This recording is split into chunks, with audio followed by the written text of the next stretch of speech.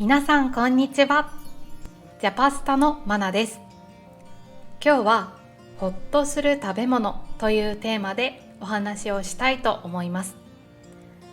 早速ですが皆さん、ホッとするという言葉、どんな意味か知っていますか？ホッとするは安心するとかリラックスするとか心が落ち着くという意味です。ではどんな時にホッとするを使うのか、2つ例を出してお話をしたいと思います。では1つ目の例文です。日本語でのプレゼンが無事に終わってホッとした。どうですか？これはどんな場面だと思いますか？これは例えば皆さんが仕事や学校でたくさんの人の前で日本語でプレゼンをします。日本語でプレゼンをするためにはいろいろな準備が必要ですよね。どんなことを話すか考えたり、資料を作ったり、話す練習をしたり、そして日本語でのプレゼンは緊張する人も多いと思います。そんな大変なプレゼンが終わりました。その後に日本語でのプレゼンが無事に終わってほっとしたというと、大変なプレゼンが無事に終わって安心した、心が落ち着いたという意味になります。この文のように大変なことが終わって安心したという使い方をすることが多いです。では2つ目の例文です。久しぶりに白いご飯と味噌汁を作って食べたらほっとした。どうですか？これはどんな場面だと思いますか？これは例えば日本人の私が海外に引っ越ししました。皆さんだったら自分の国から日本へ引っ越してきたと考えてみてください。海外に引っ越してすぐは大変なことも多いですよね。言葉も文化も食べ物も違うし、知り合いや友達もほとんどいないことが多いです。そんな中で生活したり仕事をするのは本当に大変だと思います。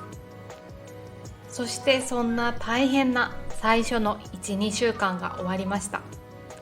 週末に久しぶりに自分の国の料理を作って食べます。日本人だったらご飯と味噌汁とかですね。そうすると、日本ではいつも食べていた味だと少し心が落ち着く、安心する感じがします。こんな時に久しぶりに白いご飯と味噌汁を作って食べたらほっとしたと言います。今日のポッドキャストはほっとする食べ物というテーマなので、ここからもう少し食べ物について話したいと思います。皆さんはほっとする食べ物が何かありますか？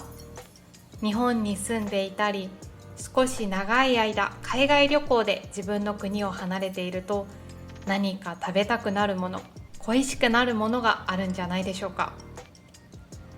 実は私は最近、家族の仕事の都合で海外で生活しています。やっぱり言葉や文化、それにスーパーで売っているものも全然違うので、日本の食べ物が食べたいなと思うことは多いです。海外で生活している私が食べたらホッとする食べ物は、日本の白いご飯と味噌汁、そして刺身、生の魚です。私が住んでいるところでは刺身として生で食べることができる魚が買えます。ただ日本に比べると値段がとても高いですし、刺身用の魚は種類もほとんどありません。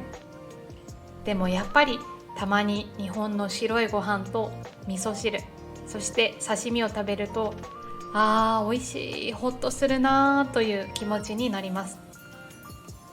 皆さんはどうですか？何かほっとする食べ物、自分の国ではない場所に住んだらこれが食べたくなるだろうなというものはありますか？もしよければコメントで教えてくださいね。それでは今日はここまでです。このポッドキャストが役に立ったら、いいね、チャンネル登録をよろしくお願いします。それではまた次の動画で会いましょう。バイバーイ。